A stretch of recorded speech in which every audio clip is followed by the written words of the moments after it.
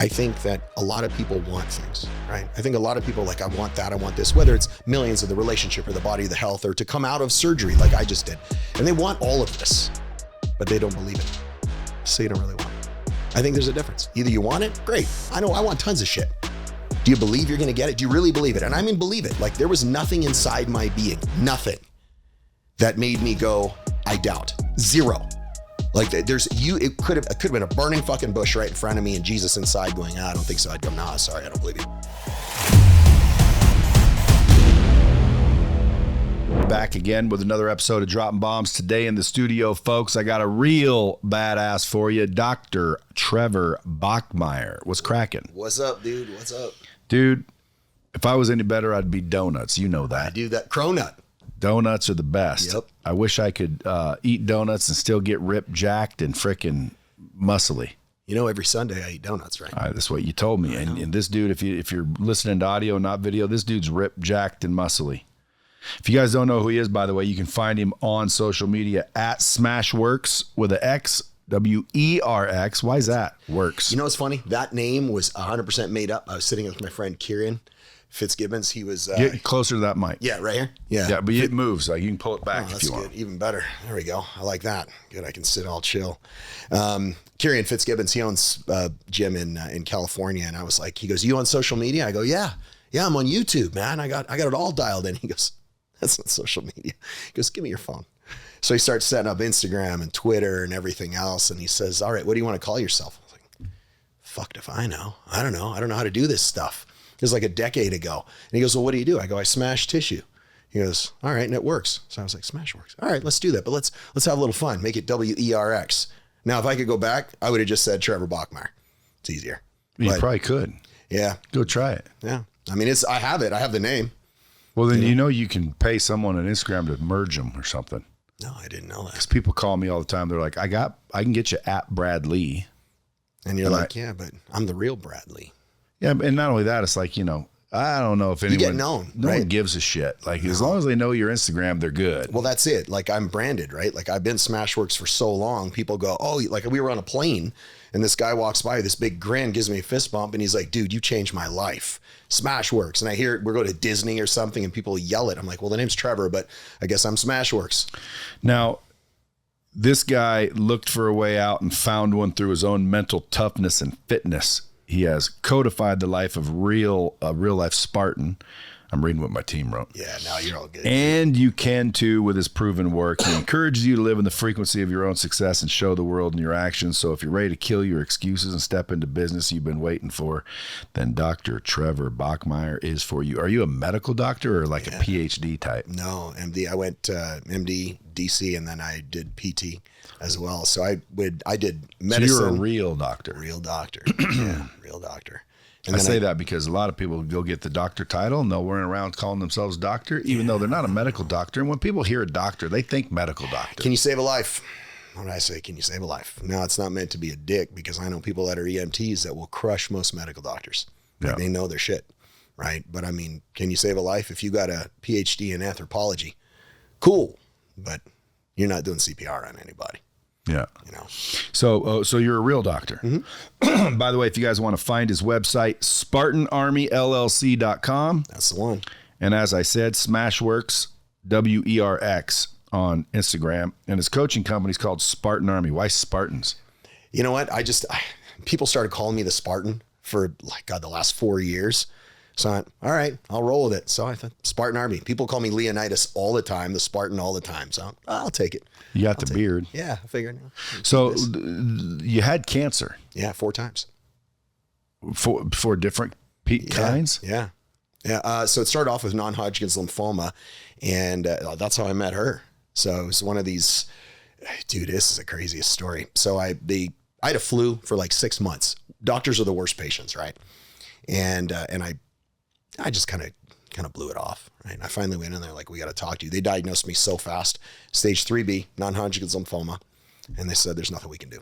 And it looked like I got shot with a shotgun. Like it was everywhere, both sides of the diaphragm. It was a fucking mess. And I got bitter and angry. I hated God, hated my parents. I hated everybody. Like I was a fucking negative person. And I went, all right, I'll blow it all. I'm going to go out with a bang. So I spent $1 million. Yeah, I was pretty fit. Yeah. I mean, I had chicken and rice and broccoli in I never ate sugar. So you were eating perfectly. Mm-hmm. Yeah. And still got it. That's what made me mad. That's the bitch in life there, dude. Yep. That's what pissed me the fuck off, is because I went, some serial killer gets to be 95 years old, hurts people all his life, and gets to live a long life. I'm like, dude, that sucks. So I was mad. And I remember my dad was a preacher, and I was like, dude, God is out to fucking get me. He's like, dude, God doesn't work like that. I was like, well, he is in my case, you know? And so I blew $1 million in 3 months. And at Thinking the time, you were dying. Yeah, because I was like, fuck it, I'm gonna go off the bank. So you have a ton of friends when you spend money, right? Everybody wants to be a friend. And then I ran out of money, and then I was broke. And I sat in my apartment. And still alive. Yeah. And then I started going, okay. And then I started to get a little more bitter, because I was like, now I did stupid things, and I put myself in a corner, and I gave up. I had an apartment full of shitty ass furniture that had nothing. And I looked out my window. I still remember, I looked out my window and I said, God, you better give me a reason to fucking be here, because I'm gonna do it myself. I thought he was win. If I die, I thought he was going to win. And then I chambered around. I sat there and I started bawling my eyes out, and I fell asleep with a gun in my hand. And I woke up the next morning, and I met my wife 2 days later. And I went, okay. And then I had to sit across from her and tell her that I had cancer. I remember it was our first date, didn't know who the hell she was. And when people go, oh, I don't know, can you fall in love with somebody right away? Yep. Well, how'd you meet her? She was at the gym, same gym as me. And the second I saw her, I'm like, I'm in love with that woman. Did she look like that? Yep. That's why. That's it. She's beautiful. She's very in shape. You can't see her. She's off camera. Didn't want to be seen. Knockout beautiful. But, and I said, we're sitting across from each other. And I said, God, I got to tell this woman that I got cancer. I got to take a chance. I can't be that asshole that goes, oh yeah, let's get involved, and then just up and die, knowing full well, like, dude, you're a shitbag if you do that. So I'm like, I can't. So I was like, I got to tell you something, Brandy. And she goes, is it about cancer? And I'm like, yeah, that's weird. How'd you know? And she goes, well, people at the gym, they've, seen you in the locker, you're coughing up blood and you're not doing so well. And I'm like, yeah, it's bad. And she's like, how bad? And I said, well, they gave me less than a year at the time. And she goes, she didn't miss a beat. Brad, she said, like, it was wild. She goes, I don't care. She goes, I'll take 2 days, 2 minutes, 2 years. She goes, I want all your time. And I said, okay. 3 months later, we were engaged. 3 months after that, we were married. 18 years later, here I am. Damn. Oh. Yeah. But I mean, go ahead. No, I mean, that's a lovely story, but I was thinking like it happened 6 months ago. Shit, yeah, that's 18 years ago. That was the first time. Now you fast forward to 26 months ago when they pulled that tumor out of my chest, my lung. And that's when shit got wild, because we had just come back from Disney World. Yeah, but hold on. Yeah. You just went 18 years. Like, what happened to the non-Hodgkin's lymphoma? So I went through chemo, partly, and God, it was brutal. They gave me what's called the CHOP series of chemotherapy. It takes like 4 hours to drip into you. It's this red syrup, Vincristin shit that they put in you. It was so fucking bad. And I knew it. Like, I knew it. I would watch this go in. I'd sit there with a DVD player, because it's that long ago. And I'd watch the screen with a bunch of, it was like a room of death. It was just all these lazy boys with IVs. But do you think it worked? No, it fucking made me horrible. I got so bad. So if you didn't do that, would you have survived anyway? Absolutely. I don't even think twice about that. What made you survive? I honestly, because I cut out everything bad in my life. And I love when people go, oh, come on. I go, dude, they have been treating you the same way with cancer for the last 30 fucking years. They burn you, they slice you, they poison you. They just rename the chemical and rename the surgery. So I'm like, it's not working. And we know that. Cancer's higher, not lower. And they go, oh, it's better detection. No, it's not. It's everywhere because you're eating garbage and they're treating you the same fucking way. And then they're making millions and trillions of dollars off of you. I mean, I don't know exact figures before somebody's like, well, trillions. It's a shit ton of money they're making off of sick people. And so I went into my oncologist's office. I'd come home with, dude, bruises all over me. And my neck would swell, my arms would swell, my face would swell up. I was sick all the time. She was pregnant. And I'd sit there and throw up in a bucket watching reruns of Friends, because I wouldn't put anything bad in my life. I cut out everybody. She was pregnant. You weren't sick all the time. Yeah, well, it's a little bit. You had 10 minutes here and there. Yeah, a little bit here and there. Yeah, 11. Right, but it was like, I put everything good in my life. I cut out everybody that was like, well, you should really be doing this. I didn't want them. I wouldn't watch anything bad. I wouldn't read anything bad. When you say bad, describe. Negative. Yeah. Like I read Anatomy of an Illness, right? Norm Cousins and Viktor Frankl, right? I read a lot of books that made me kind of change how I thought and applied a lot of perception, right? To going, well, you know what? I could look at this one of two ways. Like Viktor Frankl was in a Nazi concentration camp and then came out and went, Man's Search for Meaning, right? He came out and went, it was a great experience. I don't even know how to wire that until I read that book. But I went, okay, I can look at this one of two ways. It's going to kill me, or it's what's trying to break me is going to make me stronger. And that's how I looked at it. And I walked into my oncologist's office and I said, dude, Brad, I was so sick. And I stomped on the floor and I go, look at me. Like, if I was your son, if I was your kid, would you do this? And he's like, oh yeah, this is the latest, this is how we treat non-Hodgkin's lymphoma. And I banged on the floor again. I said, fucking look at me. I look like a zombie. Like I look like I'm dying. And he goes, no, I wouldn't. Stuck my hand out, shook his hand, and I said, you're never going to see me again. And that was the last day I let any medical doctor touch me. And it's not an insult to medical doctors. It was that I went, I don't trust you. You gave me a cookie cutter recipe for something that's been around for a really long time. Well, doctors have to learn it from something. Yeah. I don't want to be the guinea pig, right? I mean, but they're taught what they're taught. Yep. And so like people always trust doctors immediately. And you got to realize who told them all this shit. Yep. The pharmaceutical companies. Always. And so the body never read the book. And doctors usually don't have much education on nutrition. Like it's mainly medicine. Yeah. Drugs. Pharmacology, toxicology, and disease, right? Yeah. So like, what about the food? How come you guys aren't, experts at food and nutrition? Right. And you're right. Because I mean, what you put in you is what you become, but it's your mind, your body. It's all the same. So you were a doctor at this time too. Mm-hmm. Yeah. So because again, usually sometimes because of what you learned, you're going to go through all the bullshit they're telling you because that's what you learned too. I almost did. That's what made me because I was against chemo and then I got scared, right? This is the second time I'm against chemo right now. So God forbid if anything ever happens to me where I get that shit. Call me first. But is that the right chemo? Don't get it. You know what? No, don't. And I'm sure I'll get tons of hate for it. I don't fucking care. Because don't do it. You find like when people survive because of chemotherapy, there's always someone out there that goes, well, my cousin's uncle's brother's sister, he survived because of chemo. No, they didn't. They got lucky. The chemo just didn't kill them. It's like Jonas Salk with the polio vaccine. He goes, the polio was on the decline anyway. And he goes, I fear we've created a monster. When the guy that invents the vaccine goes, this was a bad fucking idea. You got to kind of put that stuff together. What do you think happens with everything else? Like you said, you're learning somewhere, except they're learning on the mistakes of themselves.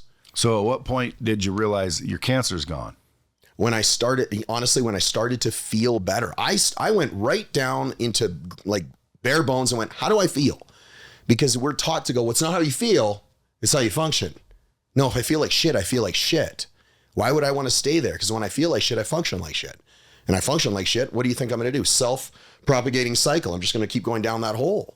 So I started to feel better. I went to the gym. It took me forever to walk up the stairs. I'd ride a bike. She had to help me in and out of the truck. Like it was garbage, but I just wouldn't quit. Like I refused to quit. And that's, I think, the most thing. I think you're so tenacious as a human being. And I think we lose that because somebody teaches us to be that way. Because if you look at a human being, everybody is born the same way.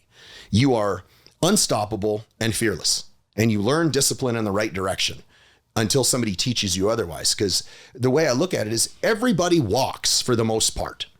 Well, you think that little pink little meat sack that's a baby, all of a sudden it's tummy time and they start pulling up their head. You go, oh, look at little Johnny, and then they roll over and then they crawl and then they start, the toddler phase and they pluck their dome off of coffee tables and furniture.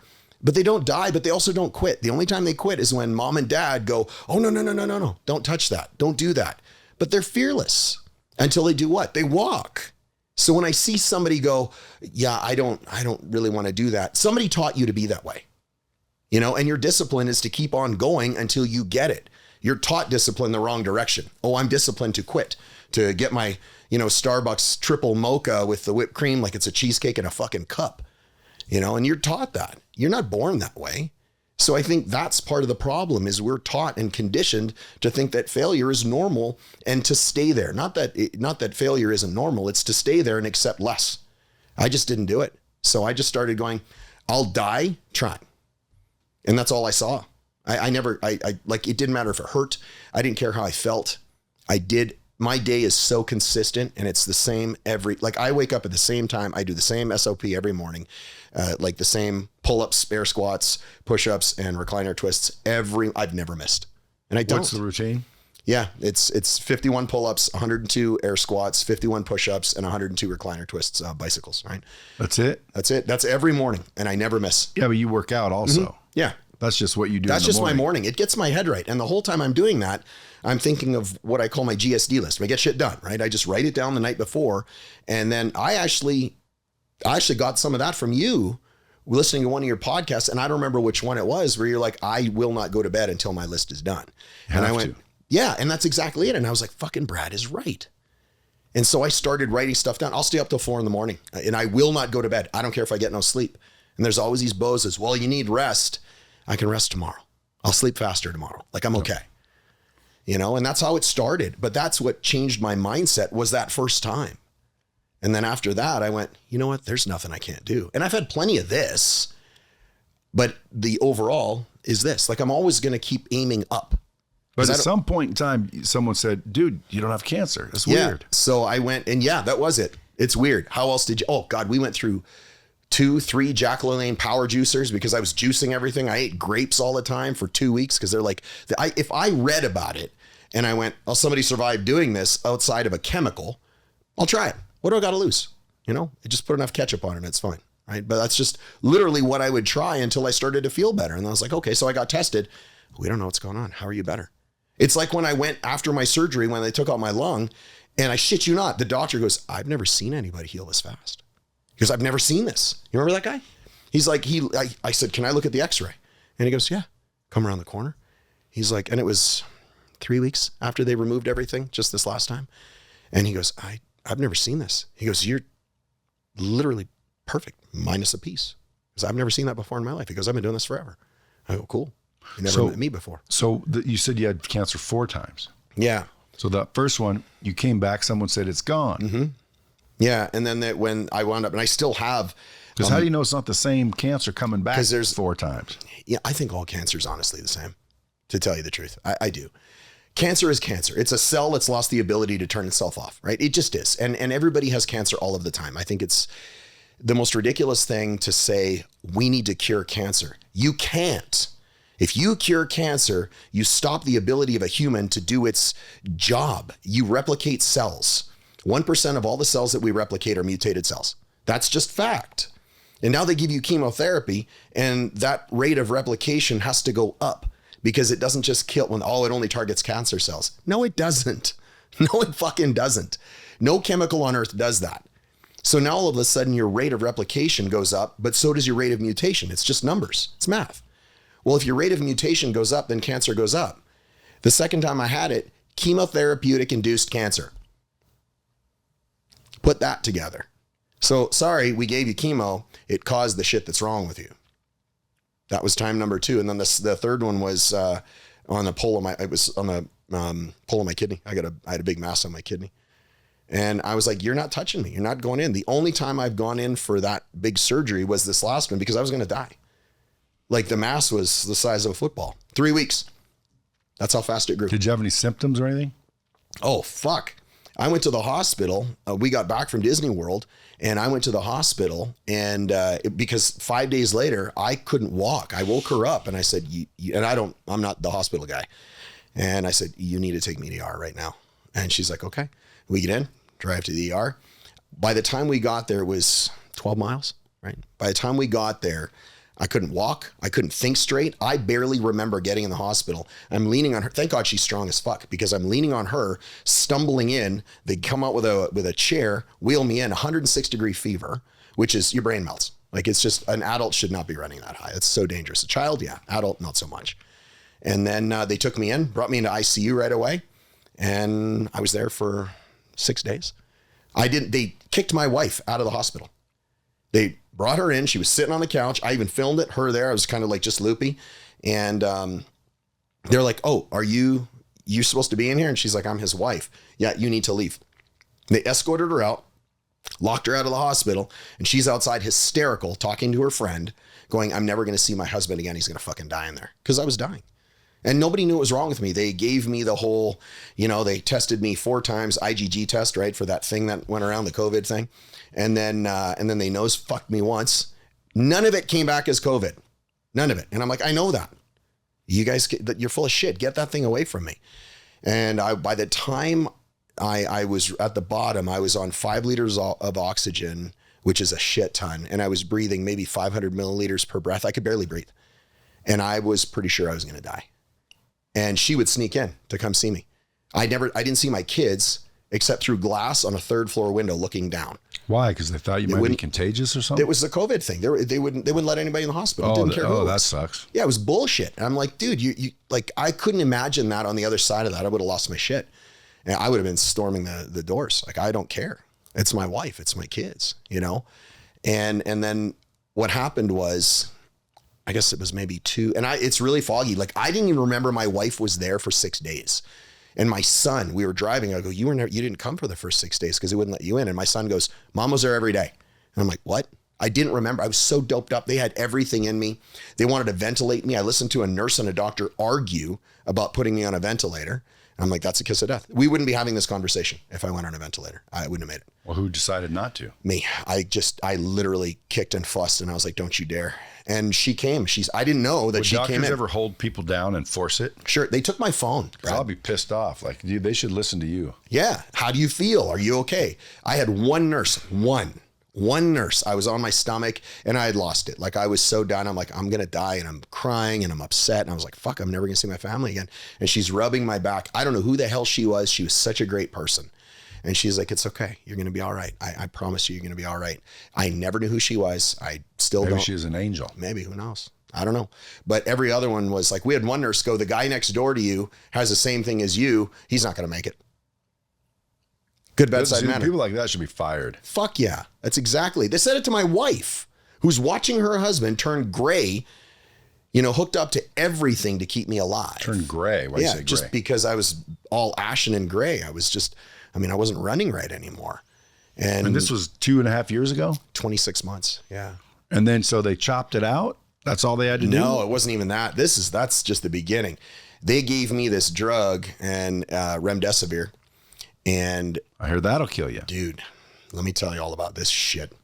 So 2 days in, I started to get better. D-dimer is basically how fast you clot and all that stuff, right? So it started to go down. I was like, oh, fuck, I'm getting better, right? And they're like, they kept pressing me. First of all, they pressed me for a vaccination. I'm like, I'm here already. First of all. Second of all, you come near me with that thing, I don't care how tired I am, you're going to get hurt. And so they kept pushing remdesivir on me. And I was like, no. And well, you're at a point, Brad, where you're scared. You're like, I'm not going to see my wife and kids, and you're willing to try anything. You get to a point. And I've been there twice, chemo and remdesivir. And and I'll never do it again.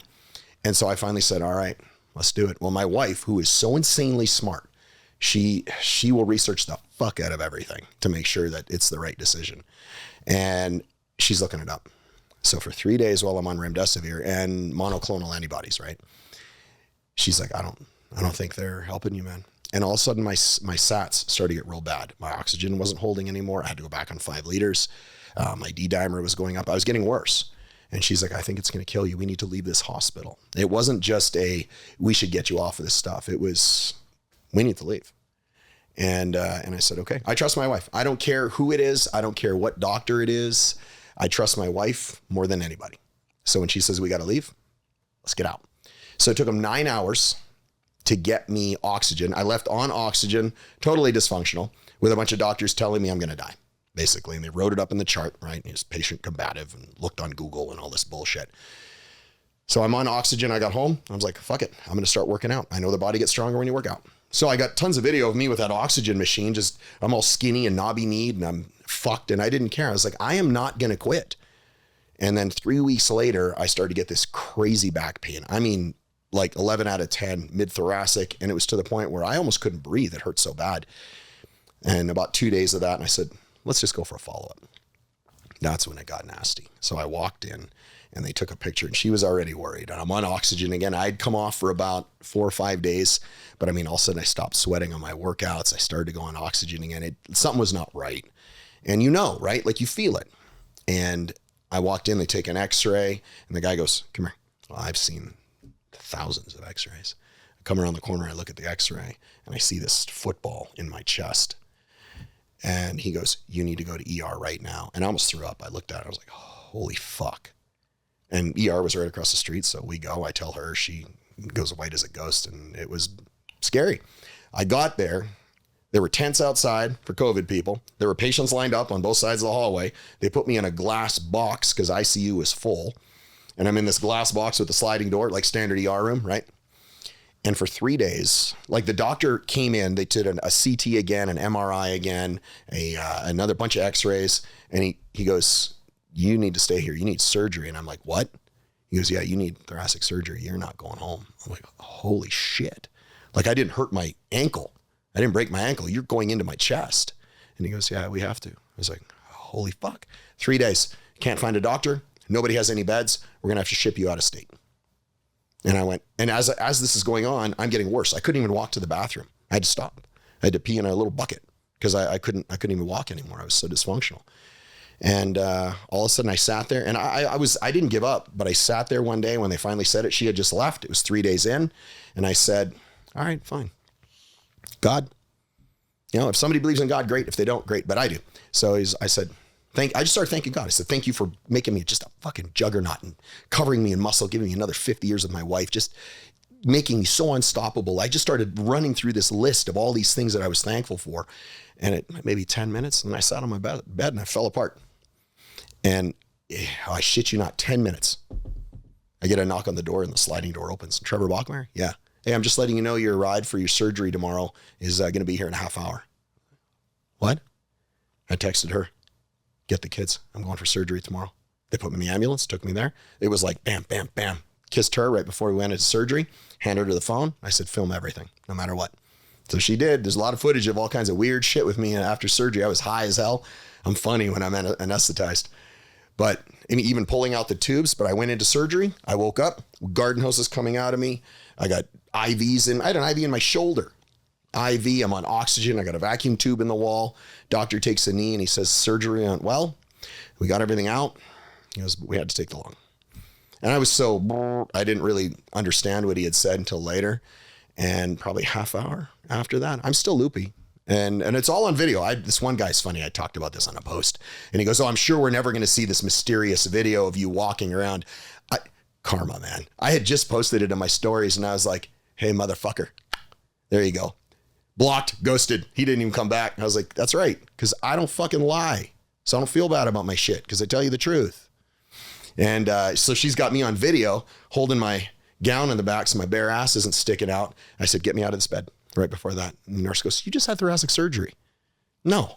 I said, well, you can pick me up off the floor or you can help me up out of this bed. Either way, I'm going to get up. So there's me doing 10-foot laps in my room until they disconnected me. And then a day later, disconnected the vacuum. I go, where can I go? And they said, well, you can stay on this floor. Just don't go out the double doors. I said, all right, cool. So I started to do laps around the nurse's station. She came with me on my first one. Took me 10 minutes. I had to keep stopping. I got this IV, a box with my blood and tubes coming out of my chest. I would walk. And I was just 1, 2, 20, 30, 40, 50. And it was supposed to be 2 weeks, 14 days. I was home in 7. And I got home. She goes, what do you want to do? I said, I want to work out. I said, I'm not going to quit. I've missed a day since. And I hooked up a sled to my waist with a big giant Rogue strap. Put a 45-pound on it. It's all I could do. I had all these incisions in my chest, 6 of them, huge. They used a robot to do the surgery. The guy had like a Xbox joystick from 10 feet away. And I'm doing laps around my driveway. I said, come get me when I can't walk anymore. And that was day 1 and I haven't missed. You think that's what did it? Exercise. Made it worse or better? No, made it better. Absolutely. I think that because most people would wake mindset. up. Most people would wake up and they'd, be told to take it easy, Yep. be careful, and they just literally relax and deteriorate technically. Yeah. And you said no matter what, pound sand, I'm getting up, I'm doing laps, I'm walking, and I'm starting to get active. Yep. So activity is kind of the secret there. Sure. I mean, you think about the human body, it's not a fucking Honda. Like it doesn't really wear out until it's time to go. And people go, oh, you don't know your time. No, you're right, I don't. But I know this, I'm going to fight it like a fucking gangster every step of the way. So now you're cancer free. Mm-hmm. You could just be lucky as hell too. You know what? Or I just like maybe someone else got up and walked around, did your exact story, and their wounds started bleeding and they die. Maybe. And you know what? What I know is this. I think that a lot of people want things, right? I think a lot of people like, I want that, I want this, whether it's millions of the relationship or the body, the health, or to come out of surgery like I just did. And they want all of this, but they don't believe it. So you don't really want it. I think there's a difference. Either you want it, great. I know I want tons of shit. Do you believe you're going to get it? Do you really believe it? And I mean, believe it. Like there was nothing inside my being, nothing that made me go, I doubt. Zero. Like it could have been a burning fucking bush right in front of me and Jesus inside going, I don't think so. I'd go, nah, sorry, I don't believe you. And I'd keep going. Because I don't have another switch. And if I learned anything from going through all the shit that I've gone through, it's that. And I think that tenacity and that resiliency is inside people anyway. That's why I said everybody walks. Conviction. You learn to quit. You learn to quit. Conviction, my man. So you turn that's only a couple of years ago. 2 years, 26 months. You turn that into, let me show you how to do it, started the Spartan army. Yeah. So now you're taking, men that don't necessarily have cancer, but they got like tiny balls and cancer of the mind. Yeah. No determination and no confidence and no muscles. Nothing. No money, no nothing. You're turning them into machines. Yeah. How are you doing it? Whether it's your business or your fitness. And that's the other thing. I coach business. My inner circle is all business. I'll take your business or no business and I will help you grow or become, either or, because I've done it. And that's the only reason I say it. People go, oh, come on, dude, I do almost 7 figures a fucking month. I started my first sale, $1,897. I still remember the guy. I had to speak French because he didn't even speak English. And I was like, okay, fuck, let's do it. That was my first sale. And I went, shit, I did this all. Like I was brick and mortar up until that point. I'm 50. Everything is brick and mortar for me. I didn't know any different. This whole internet thing. I mean, I did, but I didn't, right? So I went, all right, I think I can do this. So I decided I'm going to go all in on this. I'm going to build just a monster. And it just kept progressing. And I think it's because of the conviction where I go, I don't take everybody. And I go, if I can't help you, I don't want to talk to you. And usually it's because they don't believe in their ability to hold themselves accountable for what I'm going to tell them to do. It's never me. It's never the coach. Like if I was like, Brad, show me how to do all this stuff. And if I'm like, you're like, oh, it's $100,000. Okay, great. And I go, I don't know. It's not you. I know you've done it. You're walking around doing it. I don't believe that I can do it. And there's different. Well, it's funny because I told my sales guys that the other day. We're talking to people. I said, dude, a lot of times the reason you're not closing them is because you're not giving them any confidence. And they're like, what do you mean? I'm like, dude, you got to give them the confidence that they can do this. Exactly. Because if you can't, then they can't do it. That's the funny part too. The best close in the world is never going to work if you don't believe it. Right. The best workout is only as good as the one you're going to actually commit to. Yeah. And it's like a relationship. It's like finances. Right. So I started listening to people. They would ask me, how'd you do this? How'd you come up with this? And honestly, people don't buy some weird program that I do that's like all obscure and has all these multiple steps. This is what I do every day. I don't have to think. I go, this is what I do every day. If you want to have what I have, if you want to have the life I have or the marriage or the mindset or whatever. And there's always these people that go, well, I'll listen to the ego on this guy. It's not ego. I fucking do it every day. The problem is don't take laziness is always colored with disbelief from other people. Oh, that's not possible. I can't do that. Listen to the ego.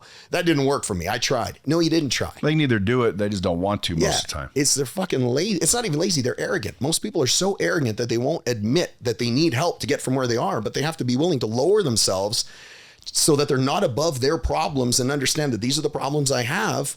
Here's what I need to do in order to get through all that. People are so arrogant. They don't want to do that. So they're like, I'm above that. You're not above your problems, man. Everybody's got them. Handle them. Look at them. Don't run away from them. They're just going to run you down. You're going to lose. They're faster than you. We'll give you a couple bombs on that one only because I've been forgetting the bombs. That's all right. I'll take it. Dude, so what would you say is what's holding most people back? Belief in themselves. Because they want to do it, but they never really get around to do it. Procrastination, rationalization. They want to. I've been guilty a million times. Sure. Yeah, they want to. They don't believe it. I think what we do is they are so busy looking for a target to deflect all their own lack of accountability because people go, well, I feel like I'm attacked when somebody points out a flaw. Dude, it's being honest. If you take 30 days to tell somebody they're fat, you stole 30 fucking days of their life. You tell them in 5 minutes, oh, you have to have tact. When did you become such a bitch? I'm not telling you I hate you. I wish you die. You're fat. I want to help you. My gym teacher was, you're fat. Work on it. But I'm 50. People were different back then. So if someone's a little bit pudgy right now, what should they start doing immediately? Dude, honestly, intermittent fast, baby. I honestly think it's easy, unless 99% of the people out there could do that. And people go, that is an easy one. it's so easy to do. And you know what people say? They're like, oh, I don't want to be hungry. This guy, I made a post about it just the other day. I made an autophagy post. And like, not everybody wants to be hungry. I'm not hungry when I do it. I feel good. Like right now, I haven't eaten. We're going on 18 hours. Yeah, 2:00, you're going to eat. And I'm not really hungry as I'm sitting here talking to you. Now, because I know mentally I haven't eaten. Now I start to feel like, well, I could eat. Yeah. Matter of fact, eating sounds good. And then all of a sudden I confuse addiction and cravings with actual hunger. Yep. Yeah, your mindset tells your physiology what to do. Yeah, because if I forget that shit and I really just said, how do I feel? Normal. Yeah. I feel normal. Good. Like I'm actually not hungry, even though I could eat. Yeah. There's a difference. Yep. And that's what people do. That's why people, listen, we eat all this food all the time. You never give your body a break anyway. But like when you and I were talking off camera just the other day when we were on the phone, I was like, this is the oldest cultures in the world do this stuff. But it's not even like I do it once or twice a week for the health benefits. It has nothing to do with anything else. I do it every day now. Yeah, well, you do because of what your goal is. I just want to kickstart. Once all the fat's gone, I'll probably start going back to meals. Sure. And lifting and staying in effect. Yeah. But I needed to change. Like, sure. I always went like this. And the reason why is because I'd get in shape. I'd start looking a little bit better and I'd be like, I can go here and I can skip a workout because look, but the consistency is what makes all the difference. You say you do the same shit every day. Every day. If your day is unpredictable, that's your problem. What do you do every day? Every day. I wake up at the same time every day, 5:45. I mean, like, West 2:45. I'm just not get up at 2:45, but 5:45. And I get up, we get a coffee. Same thing. Coffee, come back home, do my SOP, same stuff, come inside, chop it up, post it so people know. Cause it's actually for me, I do it to be accountable for myself. Yeah. So everybody else goes, oh fuck. And I haven't missed. You could literally look through it and go, shit, this guy never misses. Nope. Never do. Like, it doesn't matter where I am. And then I start answering all the people that have asked me questions. I go through my GSD list. I pull it out and I just start checking boxes, meet with my team, go work out. I work out at the same time every day, noon. And after that, I go back to doing what I was doing. When the end of the day comes, we have this huge white couch in our great room. It's like a bed, right? And I always call it white couch time. My wife and I go hang out at the end of the day, white couch time, maybe an hour or so, and then just check out. But my day is packed. But I think that's the problem when people run around going, well, I don't have the ambition, or I procrastinate, or I don't have the tenacity. No, that's not the problem. You're filling your day with all the things that they're distractions. You're filling your day with things that have no purpose, no meaning. And you have a bunch of white space on your calendar that you're just trying to fill with garbage. That's why you're not successful. That's why you don't go to the gym, because you're moving too fucking slow. Speed, listen, if you're moving so fast that you always have shit to do and you're always going, my target's over there, whatever they are, and you're always doing things that are going to get you there, you don't have time to do a bunch of stupid things. You don't have time to be depressed. You don't have time to have anxiety. You don't have time to make mistakes. And if you do, you correct them that fast. And I think people struggle with that because they're like, well, let me take an hour to do something. Why, if it only takes 5 minutes? I read somewhere like how many people that you've coached or something. Like you've made quite a few successful stories. 123 now that have done over $1 million. And all you're teaching them is your process. Exactly how I do it. And it's wild because every Sunday so I have 2 coaching programs. Saturday is my mastermind and Sunday is my inner circle, right? Inner circle, it's all business. And I go into my company, one of them, and I go, okay, what's working this week? And I spend 2 hours before nobody coaches like me. Like, it's weird when I get people from other programs and they go, nobody does it like this. And I go, well, that's weird. It's weird. I don't know why. Cookie cutters don't work. So I go, this is what's working in my company right now. If it's for social media or for customer acquisition, or if it's what if nothing's working in your company? Yeah, I haven't had that yet. Haven't had it yet. I just you know what? I listen to people that are doing it better than me and I just copy their shit. I steal all their shit. Like Andy said, right? I find out that's working. I'm taking it. I'm not going to reinvent the wheel. Like if you're like, hey, Trev, I do this. Fuck it. It's so ego driven to go, yeah, but he's doing it. I don't want to copy him. It's working.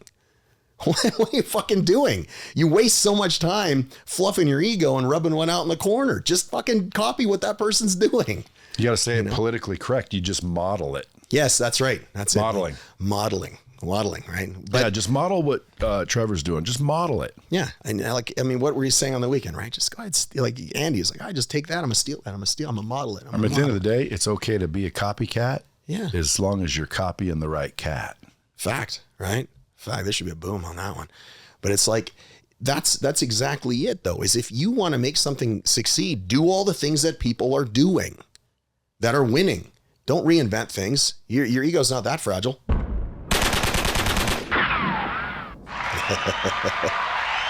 whole gamut of sound effects. That's it. I like that. Dude, I mean, we could go on for a while on how are you doing it. But again, I think if people really want to know, call you, get a hold anytime. of you, DM you, reach out to you. And it's me. Like it's not someone else in my DMs. It's like when I asked you, right? It's me. It's really me. Yeah. So I'm going to tell people to, go look you up, go find you, go ask questions directly to you instead of spending a bunch of time trying to figure out exactly what you're doing. But in a nutshell, you wake up, you do the consistency. Yeah. And then when you say the white couch time. Oh yes. That's just hanging out with my wife and my kids. But that's just chilling. Mm-hmm. And then you say, and then check out. Like what time you go to bed? I usually go to sleep maybe midnight, 11:30, 12 o'clock. That's a long ass white couch. Yeah, time. I work until 10. Just work like banging coaching out people and helping people. So either coaching people, doing content, writing new stuff for my community. I try and drop into my community I drop into my community almost every day. And I give them things that are going to help them work, because I think the disconnect is part of the problem. That cookie cutter program is you do this. That's what I was saying about Inner Circle. I go into my own business, I was saying, and I look at what's working, and then I go, here, I'm going to teach you how to do this. And I might go next week. This is where people move too slow. Next week I go, okay, remember everything I taught you last week? Yeah, scrap that. Do this instead. It's working better. Oh, I just started. Why are you waiting 7 days? Let's go, Grandma.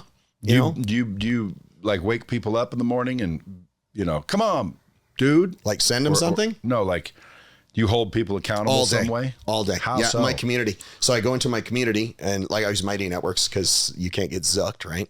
So I go into Mighty because I used to use Facebook, but he's got a lot of power in there, man. So I use Mighty Networks. I go in there and I just ping them all because it notifies every member. I'll go into Mighty Networks, post, notify. Yep. Yeah, I remember when when I said, "Hey, throw me your workout, I'll do it." Oh yeah, trainerize. Then you threw it to me, and didn't charge me anything. But you were following up like I paid you or something. Of course, man. I mean, like every day he's like, did you get started? Did you get started? Didn't see you in there. Hey, did you get started? Did you get started? I'm like, I had to tell you, like, fuck, dude, I don't know if I'm ready to start. That's exactly. You went, I'm going to try something that's not so odd. You said, I was telling Brandy, we were laughing. I was like, I think I scared the shit out of Brad with that workout, man. No, it's just like I go into this. That's a lot of squats. I go into this gym and you got fucking legs for days, dude. And my legs get sore quick. That was back then. I've been consistently doing legs, so they're getting less sore. Yeah. But when you had me doing fucking you had legs almost every fucking day. Number one. Number two, you had weird ass shit, like bench press on the floor without the bench. Oh, the floor press. Yeah. Yeah. So I know I've seen people doing that, but that's kind of weird. And then you had me doing shit I wasn't familiar with. Yeah. And I'm like, let me just do the shit I'm familiar with, get conditioned. Yep. Because I think, dude, I got a long way to go before I'm fucking doing your shit. Let me just do what I know, do what I'm comfortable with. And then as that works a little bit better, and now I'm like, okay, I'm working out my way and I'm not getting sore, because you should be sore. Yeah, yeah. Then I don't like when I'm not sore. But then I figured, let me just get through let's call it pussification of myself. In other words, I can get to a certain level without anybody's help. Yep. Why?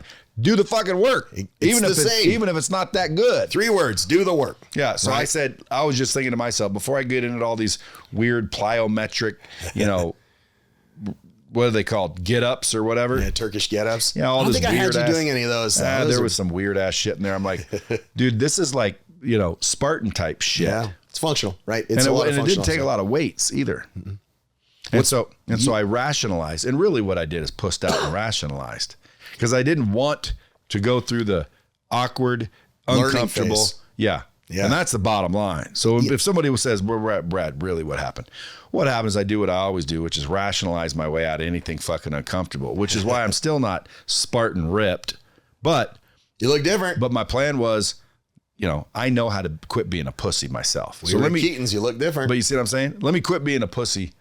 myself. Let me do what I know to do myself. Yep. That works. And then beyond that, come to a guy like you that will teach me shit I don't know all day, man. That's because I know what to do. That. Just like this speech the other day, I forget where I was, but everyone's in the audience, and I'm saying, look, dude, you guys already know the fucking answers, and you're not even doing those. Like, you guys are here to get answers, hoping it's something that you don't already know. I got this, yeah. Because, dude, they're sitting there going, what can I do? Like, What's new? You're not even doing what the fuck you know to do. Like, why are you here trying to figure out what else to do? Because you don't like what you know you need to do. Here's the solution. I don't like it. Period. Yep. And so you're looking for something else. Easier. And I'm like, you want to really get fucking help, dude? Go do what you already know how to do, which is literally stemming from what I was telling you why I would do it. Because my rationale was, fuck, I'm not even doing the basics. And I'm sitting here fucking trying to waste his time to give me all these high-end fucking kick-ass ways of getting buff. And I'm not even doing the basic shit for getting buff. I'm not following a decent diet. I'm not even working out at all, let alone fucking Spartan style. Yeah, yeah. And you were following up. Hell so yeah. I'm like, fuck, now I got to deal with this guy basically holding a mirror to my face every day. All fucking day, baby. All day. Hey, you see yourself? You see yourself? Because that's what you were doing. I'm like, fuck, dude. Let me get him off me. Okay, dude, listen. That's I'm a what punk. you would do to me, man. That's what you have to do. Yep. I coach with you. You're going to go, Trev, look. Right here. I don't though, and I need to implement that, because what I do is I say, here's what you do, and if you don't do it, I don't. Hey, that's your business. Why? Because I don't want to fucking babysit everybody. But that's why I'm not really necessarily a coach. I'm more of a consultant. I'm going to tell you what to do, and you got to do it. Yeah, you deploy it. If you decide, you do it. Yeah, you do it. Because again, I mean, like I've told a lot of people, hey, do this, and then they don't do it. And I say, hey, why aren't you doing it? And then I hear the excuses, and pretty soon I ain't got time to follow up. Nope. Well, that's it though, too, right? Is like, I actually learned something from you, because I laughed when you said it was that. I think you were talking on the phone. I'm going to try something that isn't so odd. That's what you said. I started laughing so hard. And I said, you know what? I said, I think the shit that we have people do is just too intense. I think it's scaring the fuck out of these people. Because I look and I'm like, I'm 50. My wife is 44. Most people can't do what we do. And they should be able to. It's not that they can't. It's that they haven't done it enough for their whole life. Like, because when I came back out of the abyss 26 months ago, I couldn't even squat 10 air squats. So, I mean, I had knobby knees, all scrawny. So, I mean, I had to start all over again, which means it's possible. And how many do you do every morning? It's possible. 102. Air squats, 102. Mm-hmm. Now, not consecutively, like 5 sets, 20, what? No, I always do 50. So I usually just do them 2 sets, 51, 51. But I mean, I started Why 51? Because I do 102. Why so 102? Well, because I started, it's funny. It's a great question, because I'm adding reps. So if I add 1 rep to my pull-ups, because my pull-ups, I started at 5. And then I was like, okay, I'll do 6. Well, then I'm going to do 12 air squats, right? If I do 7, now I'm going to do 14 air squats. So I was always doubling whatever my number was, right? So my pull-ups and my push-ups are the same number, and my air squats and my recliner twists are the same number. What's a recliner twist? It's like a bicycle, right? So you're just on your back? Mm-hmm. Yeah, kind of on your butt, touching knees, right? But it's literally like a bicycle? Mm-hmm. Yeah. So that's called a recliner. What? Recliner twist. So you're on your back. You're not twisting though, are Yeah, you? you are. You're touching your knees, right? Back and forth. Right, kind of like. What if that's everything that's working and all your working out's for nothing? It might be, but fuck it. I don't want to know. I'm just going to keep doing the same thing. But honestly, like at 50, I can do things that most people can't do at half my age, and not for any other reason other than I keep showing up. And you both have abs and you're both ripped. Yeah, and it's honestly, has she always been doing it with you? She's a D1 athlete. She was a crazy soccer player, like basically a pro player. And I mean, just an animal. And you guys been married 18 years? Yeah. That's ridiculous. It's awesome. It's my best friend, man. I love it. Dude, that's like forever nowadays. Nowadays, it's funny. That's like the new, 100-year marriage. Yep. We saw a couple on the way from Arizona, from Phoenix to the car rental lot. Oh no, it's from the car rental lot back to the airport when we left Andy's place. And it was 54 years. I heard her say it and I went, damn, give her the high five. I'm like, you guys are killing it. She's like, yeah, I still love this guy too. She was great. And they were just happy as hell. And I think that's part of the issue too, is the lack of commitment to anything. We're in a swipe right world, right? It's not working. Fuck it. I want to try something different. So they pivot when it gets hard. But when it gets hard is exactly when everybody else quits. That's what I do. When I start to, listen, I hate half the shit I do. 80% of the time I don't want to do what I do. People go, I'm not like you. I'm not motivated. I'm never motivated. Like motivation is such a fucking waste. You're basing it on emotion. If you're basing all your actions on your emotion and when you feel like doing it, you're never going to do it. I do it because shit needs to get done, and it's that simple. I don't ever think of anything else. Whether I want to or I don't has nothing to do with it. This needs to be done. So I just do it. But I think what people do that's called discipline. Yeah, and that's what exactly. most people don't have. Lacking in spades. And so I do what needs to be done, but I think that's where people go, I don't have the personal integrity for myself and accountability for myself to stick to what I say I'm going to do because I look for an easier solution, because my solution is, I don't like what you gave me. Just because you don't like the solution doesn't mean that it's not the right one. Yeah. People look for easier ones, Yeah. right? It's what you were saying. Hey, 100%. you know all the shit that you're supposed to do.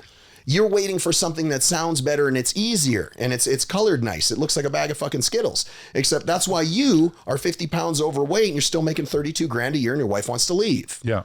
Right? Because you're not doing anything that you need to be doing. I'll change it tomorrow. It's always tomorrow. But You know, discipline, believe it or not, in my opinion, when it boils down to it, is a choice. always. Because like when someone says, you don't have discipline, everyone has discipline. They're not choosing discipline. Like when I chose not to freaking go on a diet, or I chose to have a fucking Five Guys, I rationalize, sure. I come up with all reasons why. Infallible logic. Yeah, why it's okay. But at the end of the day, I chose. Yeah. So when someone says, well, I don't have the discipline, you do.